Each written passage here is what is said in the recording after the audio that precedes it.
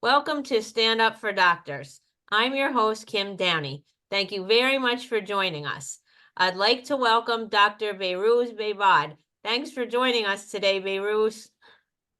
Yeah, it's such a pleasure. I'm so excited to see where we go with this exploration. Yes, I am as well. And I always start by saying how we met. So I connected with you last June on LinkedIn, and you told me about your audiobook. And then you offered to have a conversation, and we've communicated and supported each other's posts periodically since then. And then a couple months ago, following a conversation I had with Dr. Bryce Bowers, we decided to collaborate on a Kevin MD article about physicians sharing their stories of healing through writing. And I thought of you and I reached out to see if you'd like to join us, and you enthusiastically agreed. And after I sent you a few questions to ponder as you wrote, I think you sent me the finished piece within like 30 minutes or an hour. I couldn't believe it. I don't even think I had time to ask you like what a good deadline would be. You were on it. And it was so well written. I was like, wow. And unfortunately, the timing didn't work for you to record the podcast with Kevin MD and Bryce and I last week. But I was able to read your wonderful takeaway, and you're welcome to share it here. Or I know when we get to it, you have another story that you shared yesterday that I know you'd like to talk about. So as long as a more formal introduction, along with being a practicing physician, as the entrepreneur's doctor, Behrooz offers healthcare and business consulting, executive and career development, and life coaching. He's published a terrific audiobook called A Happy, Peaceful Life, Have We Got It All Wrong, about work, health, and love. And so today we'll be talking about happiness, peace, and well-being. And as you've said, it's sad to see doctors leaving a career they love because of burnout or stress. And you have a good story that you're going to share with us too. So what would you most like our audience to know about you as we begin our discussion? Oh, wow. Thanks, Kim. Wow, where do we go with this? I mean, first of all, the reason I love connecting with you, Kim, is as soon as we met, I think we had a 1 hour call sometime a few months ago, and your story touched me. And through you, I got to hear from Todd and their book about, Ripple of Change, and reading that book. I mean, yeah, it brought back so many bad memories. And I think, it brings me back to 20 odd years ago. I'd finished medical school. I was struggling back then too with being a junior doctor. And I remember a colleague of mine, I met her in a gym, and we were both in the same place emotionally, exhausted.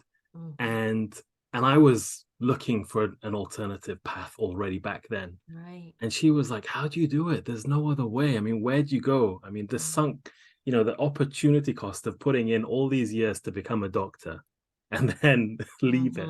It Yeah. feels really awkward. And I think up until, I'll keep this brief, Kim, up until a year ago, I was all about helping doctors and other health professionals leave, or at least use their expertise in other ways, just to feel like an exit would be the lifesaver. But Right. I've come to this realization that it's got nothing to do with the job. Mm. Our emotions have nothing to do with the job whatsoever. And we can still go back into that career Mm. with a whole new perspective on things and Mm. actually change things too for the better. We still have that power. So Mm. that's what I would love to start with, I guess. Well, that's great. And I think it's important to note that you are still actively practicing as a physician. So, why don't you tell us what you'd like about your journey? Sure. I was having this conversation earlier this afternoon at work, actually. Someone I hadn't seen really that much since my burnout in 2020. And right when I hit burnout, it was peak of the pandemic. And I immediately thought, I mean, I honestly, back then I had no choice, but I felt the need to go to part-time working, reduce my Mm-hmm. hours. I thought that would do it. And then a couple of years ago, you know, I started this new role, which is again part-time working, allowing me to do what I love doing in my business too on the side. Mm-hmm. And again, about a year ago, I was close to burnout yet again. Mm, And I was thinking, wait, there's something wrong here because I've reduced my hours.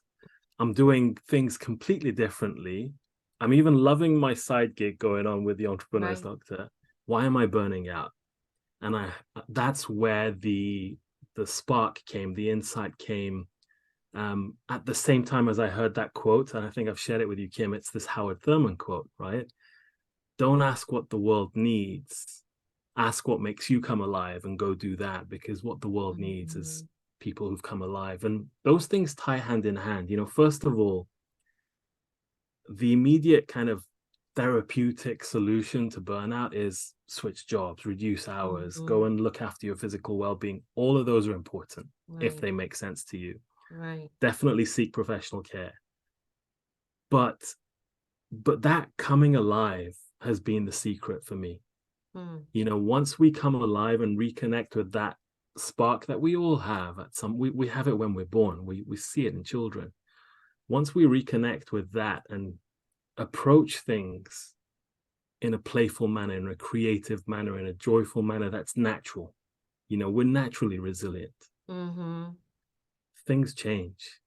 Things change dramatically, which we can explore if you like. Sure. And then how are you able to explore that during your, if we call your day job, Just my clinical role. that because I could fully understand how you could do it as the entrepreneur's doctor, and in the other work that you do, how do you bring that to your work as a clinical physician? Can I go a roundabout way before I Yes, answer that? Which absolutely. is all related. So right when I was hitting burnout, I remember standing in front of the mirror and I saw myself again, right? I'd reduced my hours. I was doing what I love in both sides. I still love my public health role, right? Mhm. I'm doing everything I think I love, yet I'm burning out. Mhm. It's still the same person looking in the mirror. Mhm. So something else has to change, right? Mhm. Mhm. And now reconnecting with that inner core that we all have, that spiritual core. I'm not talking about religious, Mhm. but just reconnecting with our true selves, coming alive and really understanding who we are and what we're capable of Mhm. changes things entirely. I mean, and I'd say a couple of ways. Number one, many of the problems we think are problems melt away Mhm. because many of the problems are thought created problems. Mhm. That's number one. Secondly, those problems that are really there, we start seeing things. It's as if we've removed the blinders. It's like our scope, our vision Mhm. expands. We see things in a whole new level with opportunities that have been there staring in our face. And that segues into the story that I shared with you yesterday, actually, Kim. Okay. There are these things that are right in our face and we don't see them because we're Mhm. so caught up in our thinking. Mhm. As soon as we reduce or at least become aware that it's mainly thought created problems, then we can use that power of thought to be creative and look for solutions. Hmm. So maybe you want to share some of that story and then how that relates to what you just described. Yeah, absolutely, Kim. Literally on Monday, I took my car for its first service. It's a brand new car, 2 years old. Um, and for the last 2 years, I've been coping with something that's been bugging me. So I don't know if you got a car that has an alarm system whenever you're Yeah, no, it approaching doesn't another. do what It you doesn't. described in your no. Okay, so every time I'm approaching another car, for safety reasons, it starts making this really loud, annoying sound, Okay. as if I can't see the other car in front of me. Um, and at that point, it's okay. You cope with it. But then here in the UK, it gets cold, or it Uh-huh. gets hot in the summer. And so I sometimes want to I'm parked, I'm waiting for my wife, for example, Mhm. and I'm parked and I keep the engine on just to use the air conditioning or the heating system. Mhm. But when you're right next to another car, the It's alarm is just... right. So finally took it for its service. And the lady there, the super wonderful lady, says, show me what's going on. I sit there and I'm like, this sound here. And she's like, oh, have you not seen this? Literally in front of my nose, there's this button, this Right. switch. That you could have Switched it off. so for 2 years you were dealing with that and it was a It switch was in front of your nose. crazy. Yeah. So, and that's what happens to us. You know, when we go to buy a car, Kim, right? The store, the car dealership assumes, number one, we know how to drive. But Mhm. typically they also assume you know how to use this car, right? They don't show you everything. Mhm. We haven't been given the user manual all the time. And for Mhm. this car, they've taken the user manual and just put it all on an app. Regardless, when we're born, we're handed a car, our human body, right, with its mind. Mhm. We're not shown how to use it. Now, Mhm. the cool thing is when we're born and we're children, babies Mhm. typically, we use the body tremendously, Mhm. right? Naturally, without thinking twice about it. But the older we get, something gets in the way and it Mhm. obstructs us from being able to see what capabilities we have. Mhm. And the thing that gets in the way is our thinking. It goes back to Mhm. thinking. Mhm. And just linking it back to burnout just for a temporary moment. And this is not science, right? Mhm. So, Mhm. full disclaimer, I'm not a mental health Mhm. professional. But at least for me, what I see in burnout, again, just for me, is Mhm. that whenever the speed of my thinking exceeds the speed of real life, Okay. a fuse Mhm. pops and I burn out, right? Mhm. It's probably for the other people too. Mhm. But let's say there's a problem. Let's say we're overworked. There's tons of demands on us. There's pressures Mhm. on us. We make it worse just by overthinking, Mhm. right? It sounds so simple, but once you Mhm. notice that it is the thinking that really creates problems, you can then use that same thinking to create solutions. I'll Mhm. pause there. Hmm. And so how did you do that for yourself? When you were feeling burnt out, what was the step that you took? The second time round, the Either second you, time whatever round. you wish to speak to, whatever you wish to share Oh, sure. with our audience. I would say it would be cool to actually compare the two episodes, if you Sure, like. sure. So 2020, that first burnout, I was exhausted, right? And I didn't see this. I didn't have this understanding of how we work, we function. I Mm-hmm. didn't have the user's manual back then. And Mm-hmm. back then, I literally, as I said, thought I need to quit the job. I need to reduce my hours. I need to go and start a business. I need to do something else. Become an entrepreneur. It's so trendy to become an entrepreneur, right? Mm-hmm. Um, and then this time round, with this new understanding, I realized that the solution is not out there. Mm-hmm. The solution to this problem is not out there. We Mm-hmm. tend to there are issues going on, by the way, in the US medical system, in the Right, UK. right. I'm not ignoring those. Those are some are real issues.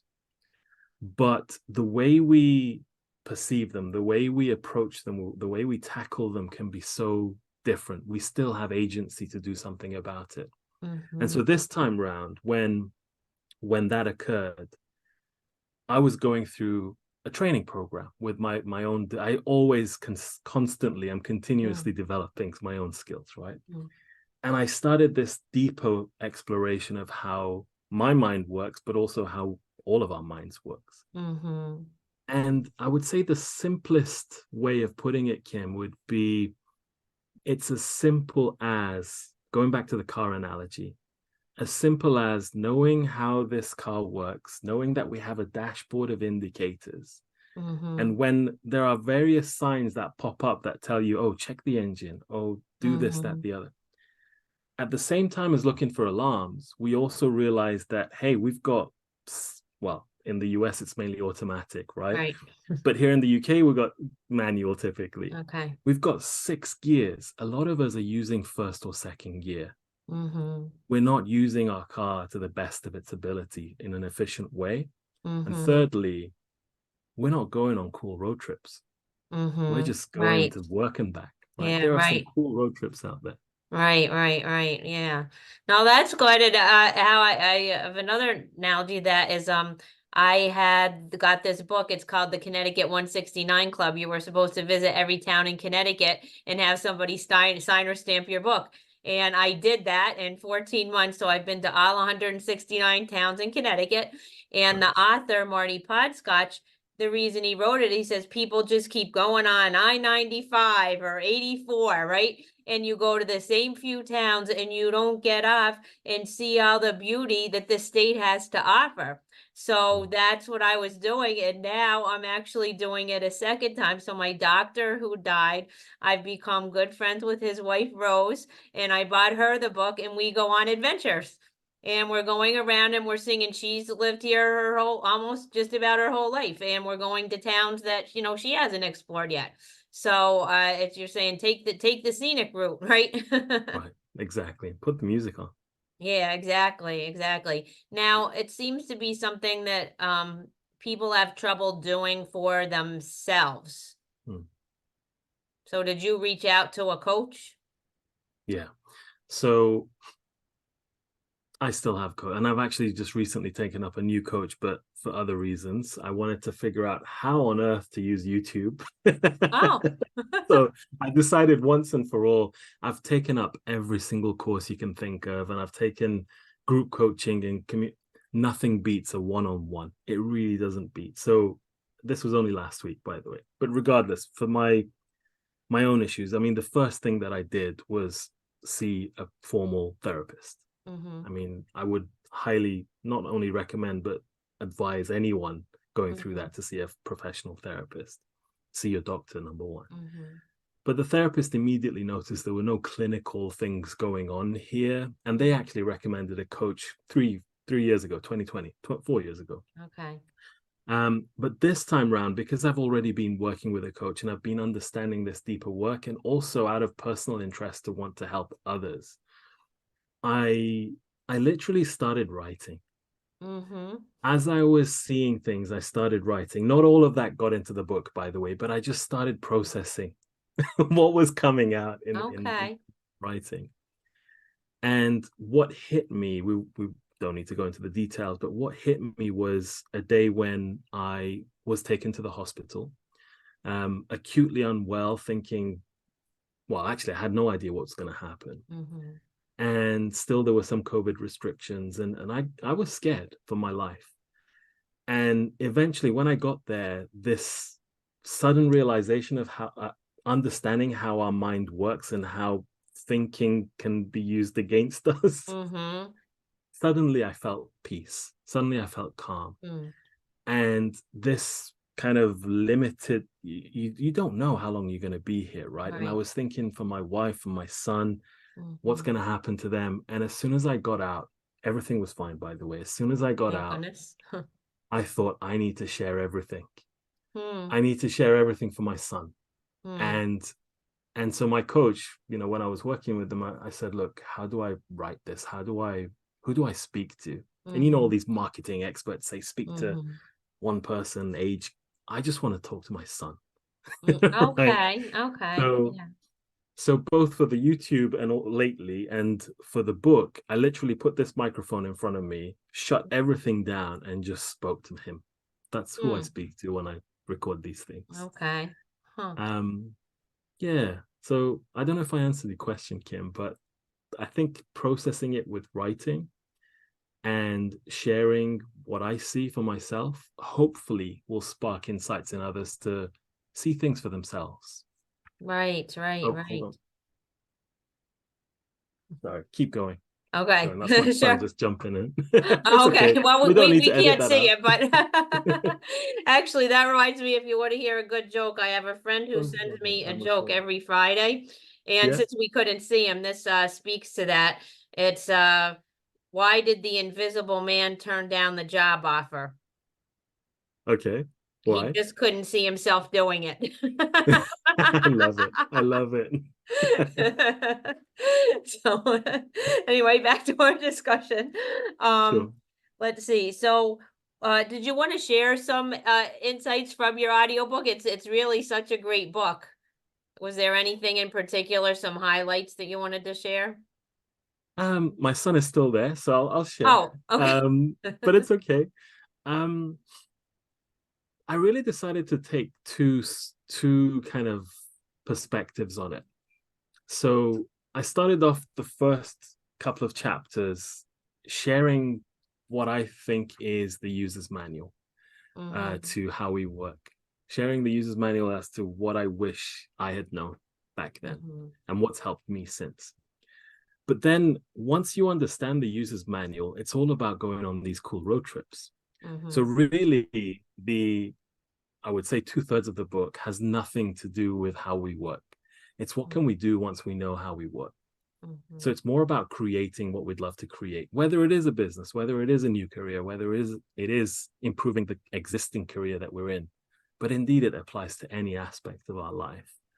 I mean, you've listened to it. I'm curious what you thought Yes. about it too. Yeah, no, I told you I really loved it, and I also love hearing your voice. You know, you have such a calm voice to listen to, and of course, two of your favorite quotes for me is that we're always just one insight away, right?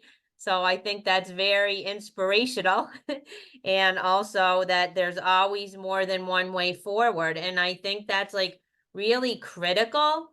I don't know if you maybe you wanna speak to it yourself, 'cause Mm, that's when people yeah. feel stuck sometimes if they don't see that there's other ways forward, and I feel that that's, like, really critical.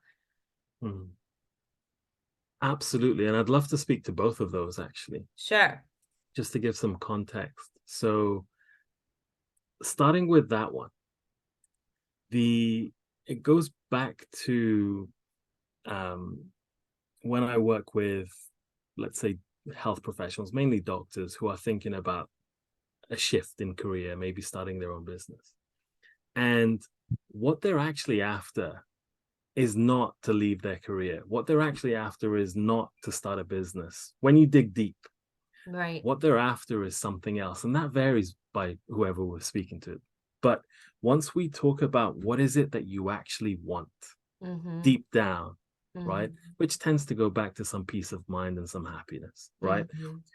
Or like you, Kim, helping others. Mhm. Whatever that is, once we pinpoint what that is, then the possibilities open up. But what tends to happen, including for me initially, is that we think, okay, the only way out of this is to leave my job.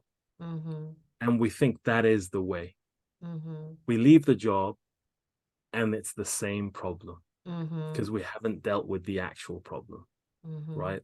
And Mhm. so whenever we want to create something, think of what is the ultimate thing you want to create and Mhm. focus on that. The path will show itself. That's number one. Mhm. Did you want to come back on that, or shall we go on to the insight, one insight You can away? go on to the insight if you want. So I would say with one insight away, it literally is everything, whatever we want to do, whatever solution we're looking for, whatever problem we're looking to solve, we are literally one insight or one thought away. And Mhm. why I say insight, I mean, we tend to think of insight as these aha moments, these Mhm. um, eureka moments that are Mhm. dramatic, but they tend to be really quiet, like, oh yeah, it's like this change in Mhm. perspective that sometimes comes out when we're going for a run, a walk, or in the Mhm. shower, doing Mhm. something completely different. And they come out through conversations as well. But typically, the world shifts once we have that insight. I'll give Mhm. you an example. I had one yesterday, just as an example. I mean, this isn't dramatic, by the way, Okay. but I was listening to a talk, and whilst hearing this conversation, which had nothing to do with what I do, there was this insight that just literally came out of nowhere. It's like I'm not looking for an Mm. answer, but Mhm. right, and it literally came out of nowhere. And there's science behind all of this, but Mhm. regardless, it came out of nowhere, and it just said, "Why don't you use your research skills? I've done a PhD. I've got. Why don't you do your research skills to share what you do with wider groups and assess the impact in an evidence-based way, Oh, right? uh-huh. And I literally immediately, it didn't take me less, like when I wrote that thing for you, I like taking action. I don't like to think. And I Okay. literally reached out to someone I know and I said, are you up for this? So we're having a conversation. So Whoa, it's, wow. You don't waste any time. I You're don't on waste time. I don't waste time. it. So I know that there's a lot of Dodgers out there that are working hard all day and then they go home, and if they don't have the computer in front of them, then they're spending hours charting at night. And they Mm, might think, yeah, I don't have the bandwidth to do any of this. Or if they are a little burnout when they get home, then they might, turn on Netflix or something like that. What suggestions do you have for people that feel like they're in a rut or just yeah, so tired or don't feel like they even have the time for the white space, that you need to create? yeah. There was a time about um, less than a year ago where I thought that the only way to get this insight is to create physical time or space. Mm-hmm. And there is this quote by this French composer that says, the music is the space between the notes. Mm-hmm. And I thought that's the only way. But what I've found since is that we can be really busy. Mm-hmm. And depending on how we approach it, and depending on how we use these innate natural capabilities that we have, that same circumstance can change dramatically, the Mm-hmm. experience of it. Mm-hmm. So two things happen. Not only do our creative juices flow to find solutions to those, Mm-hmm. and that could be anything depending on the scenario, right? I Mm-hmm. can't prescribe this. It has to be an insight for that person to say, okay, maybe the solution is I need to have a conversation about reducing this amount of work. Mm-hmm. We don't have to do that amount of work. Mm-hmm. That's where innovation comes into play. Mm-hmm. But the other side is that when things are going really pear-shaped, I don't know if that's used in the US as well, but here in the UK, we say when Okay. things are not going too great, we can at least notice where part of the problem is, Mm-hmm. and we can at least do less damage, because the easy way is to completely ditch all of it in. The easy way is to go to substance misuse. Right. It's so easy. Right. There are so many cases of suicide, Right. right? So there is another way. There's always another way. Mm-hmm. Hmm. And that's great. So, people, of course, can reach out, to you, right? And you feel like, you could be helping people see, like, if you had to describe in a sense or two, like, what do you feel coaching does, or how would you help another doctor in this situation who's feeling how you felt in like 2020? Yeah. Going back to we're one insight away. Mm-hmm. I would, I mean, absolutely, the book, the audiobook is now freely available. So just Mm-hmm. have a listen. It takes 70 minutes. There's like Right. 10 chapters. Each one is just a few minutes long. And have a listen to that. And that's one thing. But I Mhm. would say we're one insight away, meaning it's all about those transformative insights. Whether Right. you get it from listening to a coach, whether you get it having a conversation with a friend, whether it's Mhm. playing music, whether it's going for a walk, it really doesn't matter. So if a colleague, a medical doctor, a nurse, or any other kind of health professional, patients for that matter, Mhm. if they're struggling, just have a listen to that book. There's no charge. I'm not Mhm. selling anything. Uh-huh. And if you still want to work with me, there's a way that we can explore coaching as a way forward as well. But it's not for everyone. Mhm. So I would really recommend just listening to that first. And if it resonates, then we can Mhm. have that conversation. Okay, yeah. Well, I can recommend it. I do think it's a great audiobook. And is there any final things that you'd like to share? Any tips you have for colleagues, from seasoned physicians to medical students or those considering medical school? Mm, wow. Let's speak to those who are considering medical school. Okay. Yeah. So what would I tell my son if he were to choose? And he's left now, so I can say whatever I want. Okay. So what would I share with him? We all have access to various natural capabilities, and one of them, where I would say is the source of insight, is we all have access to this wisdom, right? Some of us think of it in a spiritual sense. Hmm. Some of us consider it in, no, this is just a cumulative, kind of an accumulation of every experience we've had, every thought we've had, and we just tap into it. But usually those insights, and I'm not talking about intuition here, but those insights are a great guide, like a GPS, a sat nav system for Hmm. the car. They're a really great guide just to give you a sense of what does your heart tell you? What Hmm. does what's the best next step? And then go explore it. Hmm. Is medicine still a great career? Absolutely. Hmm. But do it for the right reasons. And going back to the book, the premise is that we're thinking that, oh, let's pursue this career because it's going to give us stability. It's going to give us a great income. It's going to Hmm. give us a reputation. We're Hmm. going to help the world, Hmm. right? If you're doing all of these things because you think it's going to make you happy and have peace of Hmm. mind and have a great life, you're in it for the wrong reason, Hmm. right? You can have that emotion of happiness. You can have that emotion of Hmm. peace of mind, just an insight away, just by reconnecting with your true self. Hmm. Once you're in that state of being, which you can have today without going through years of medical school, Hmm. without all that income, once you have that, once we have that, then see where your guidance shows you as the best next step. But by Hmm. all means, medicine is a great career. I just wish Hmm. we would have this user manual Right. throughout our medical training too. Right, right. Well, and I'm so happy that you're saying that. And I interviewed earlier today Dr. Jen Scher, and she said the same thing. It's still a great career. So I love it that even now that some physicians can still say that, because we need doctors and we need to find Mm, ways to make medicine sustainable. And we need happy, healthy doctors to have happy, healthy patients, right? amen. So yeah, well, thank you for saying that. So how can our listeners get in touch with you? Absolutely, Kim. So I hope you'll be sharing the link to the audiobook. I will.